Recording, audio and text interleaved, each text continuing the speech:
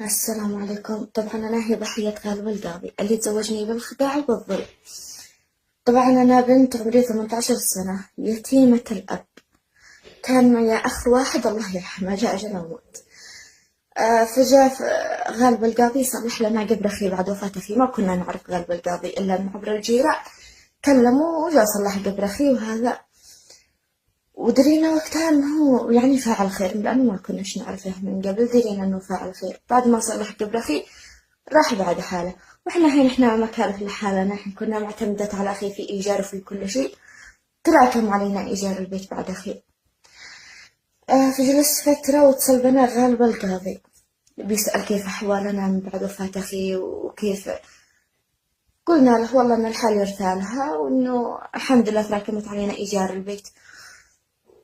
قال بدل ما انت جالسة هناك وصاحب البيت يخرج كان ومدري وش، ايش رايك انت لكن في الحديدة، لانه مكان عملي في الحديدة ما شافهم شفلتكم.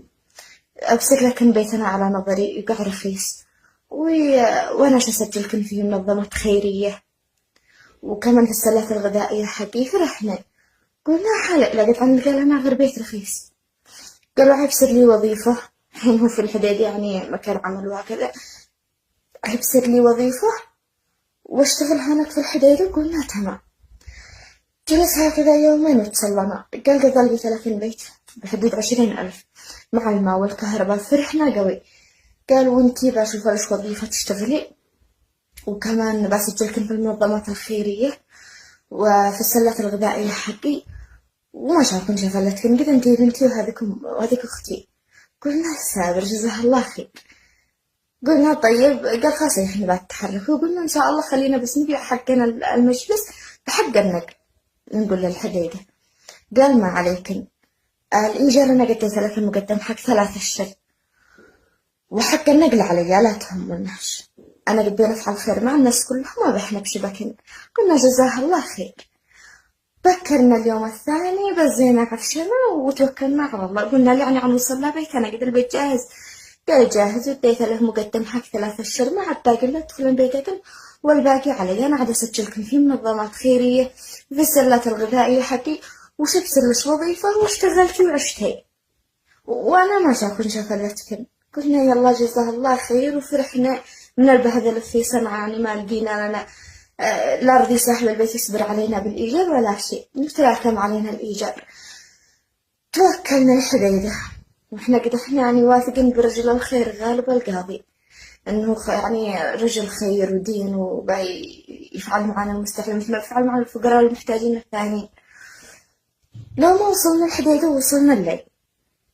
وصلنا قلنا يلا بنتوكل للبيت. قال ما عليكن هذا الساعة ما يصلحش نسير البيت هذا الوقت لأن عاد الكهرباء بيصلحوها. قلنا وكيف. قال معي أنا غرفة وحمام منعزل صانكم الله وعز قدركم. معي أنا غرفة وحمام منعزلة خذوا عفشكم لا بينها وجلستها من الصباح والصباح نقولكم لا بيتكم أمد لو ما ننظفه ونجهزه. قلنا ترى نقدر نسوي مقام أبي ويلا وفاعل خير. بزينا عفشنا ودخلنا غرفة الحمام المنعزل الذي عنده صانكم الله. والصباح قلنا يلا بنتحرك البيت. قال اعذروني جت لي حالة سرطانية طارئة في حجة. يعني واحد في السرطان حالة طارئة فيصير يشوفها. قال ضروري يصير الآن فسوي مقابلة معه. قلنا وكيف نسان البيت. قال برجع في نفس اليوم يعني المغرب وأنا هنا أنا دا أصوره هذا واجي.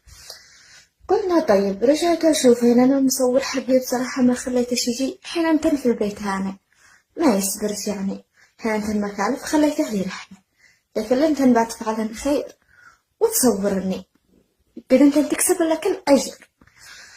قلنا يلا إنسان قد فعل معنا خير وفعل معنا هذا المعروف واستأجر لنا البيت هذا بنرد لها الجميع. يا رعلا قلت زي أبي مش مشكلة. رحت أنا وأمي لا حجة على أساس نصور الحالة وحين نرجع بنرجع للبيت حقنا. لما وصلنا لحجة شفناها عبر من حجة ما وقفش. قلنا لو وصلنا حجة أني عدسي. قال الحالة نقلوها لها صنعاء ومدري ويش. قلنا يلا بالخير. قال خلاص انت معنا قد انت في الطريق خلنا نواصل. كم ما قد هذا كملنا ونرجع في نفس اليوم لا تقلقنش. قلنا سافر خيرة الله، قد احنا في الطريق. وصلنا صنعاء العشية الساعة على ما أظن 9، لو ما قدحنا في صنعاء قلب هذا الخبر هذا كله انقلب. قال الحين قد انتن في صنعاء، قد انتن في بلادكن، عذر اني انا ما بقدرش اتكفل فيكن ولا ما اعرفكن ولا صرفكن ولا شيء. ايش يقولوا الناس علي؟ قلت يا ابن الناس يعني ايش اديتن لهنا على اساس ايش؟ قال اديتكن لهنا، انا بصراحة عاد انا فكرت في الموضوع انه كيف اتكفل فيكن وانا ما اعرفكنش. ايش يقولوا علي الناس؟ عاد انا غير فكرت ذا الحين.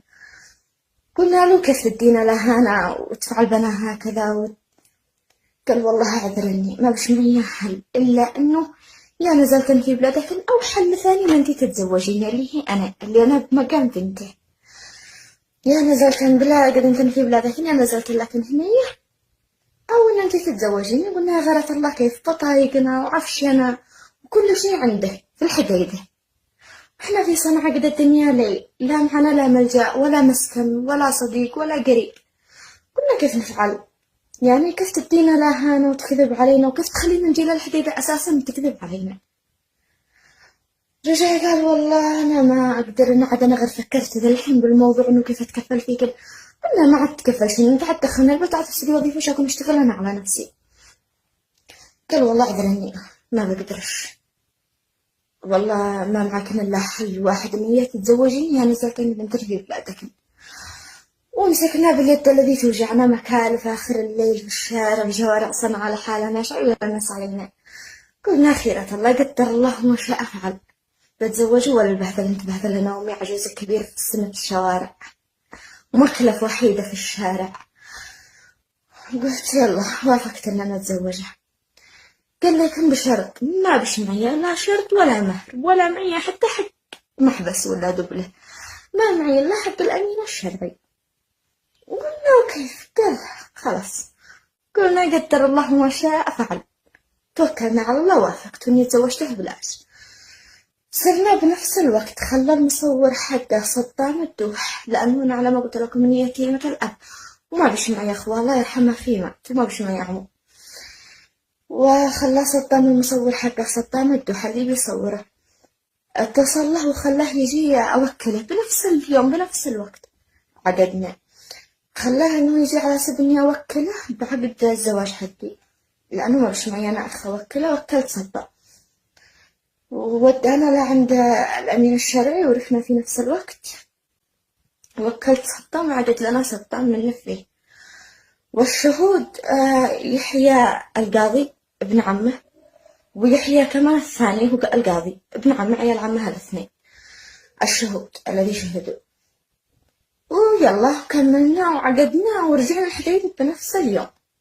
روحنا الحديدة بنفس اليوم على أساس إنه يرجعنا البيت الذي اتفقنا عليه اللي 20. يوم رحنا في الحديدة قلنا خلاص بان نقول الآن ما عاد ننتظرش. قال ما عاد 6 شهور أصحاب البيت هذا الذي ب20,000 ما عاد 6 شهور ويهم، لكن ما دام قد انتي مرتي أنا عاد استأجر لك انتي الشقة الذي جنبي. طبعا أنا متخيل الشقة هذه اللي عايز استأجرها وحكى الشقة متخيلين واحد. قلنا تمام. بعد ما استأجرها وسكننا بعد زواجنا بكم يوم استأجرها وما عاد سديتش أنا وياه من كثر الأهان والضرب. حنكت وجلست أتابع وإنه ما بش فايدة بعده ما بش أمل، يعني شرد بنا في الحديدة. آخر حاجة أنا تعبت قدمت شكوى لقسم 7 يوليو. والله كانوا يفعلوا جهدهم، لكن المشكلة إنه قلت كان يهرب ما كان شي يواجه، كان يهرب. لا مرة جو يدوروا على ما لقوا لا باصة، هو مخباه في الشكو كان يجاوبهم صدام الدوح كان يقول ما بحدوا. نزلوا الباص حقه حجزوه يمكن أسبوع وهو محجوز عندهم في قسم 7 يوليو. ورجعوا خرجوا مقابل أنا أتنازل يعني عن القضية مقابل طلاقي، وأنا تنازلت على القضية هذه على 6 طلاقي وخليته يطلق وطلقني مقابل يخرج باصة.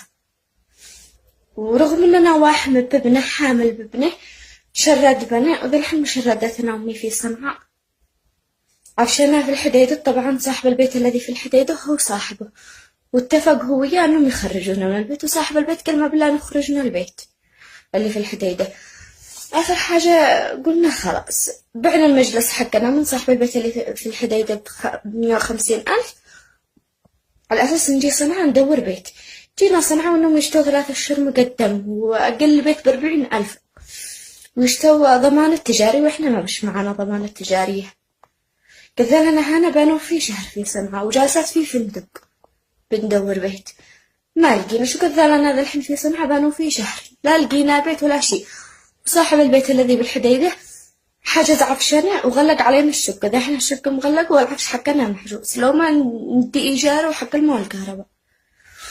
وأنا وأمي ذا الحين مشردت في صنعاء بين فندق عايشات ومشردات، رغم إنه قد بيعنا نص عفشنا، بيعنا دبة الغاز، الطاقة الشمسية، المجلس، وآخر حاجة بعنا في صنعاء تلفوني. دحين لي استخدم تلفون أخي بعت تلفوني على سبب علاج أمي وإيجار الفندق. دحين إحنا مشردات أنا وأمي وكل بسبب غلب القاضي، وما عاد خلينا مكتب عقارات في صنعاء ما قد دورنا عندهم كلهم اشتوا ضمانة تجاري ومقدم. وإحنا من لنا نقل العفش أقل شيء له صنعاء ب80,000 والإيجار يشتوا مقدم حق 3 أشهر. إحنا من لنا ما قد خلينا مكتب. هبط ابني هبط الجنين علي من كثر السير والجي، ومعي أمي مريضة من مستشفى لا مستشفى. وهذا قصتي مع غالب القاضي الذي شرد بنا وبهذا البناء، والمكلف مكلف الجميع.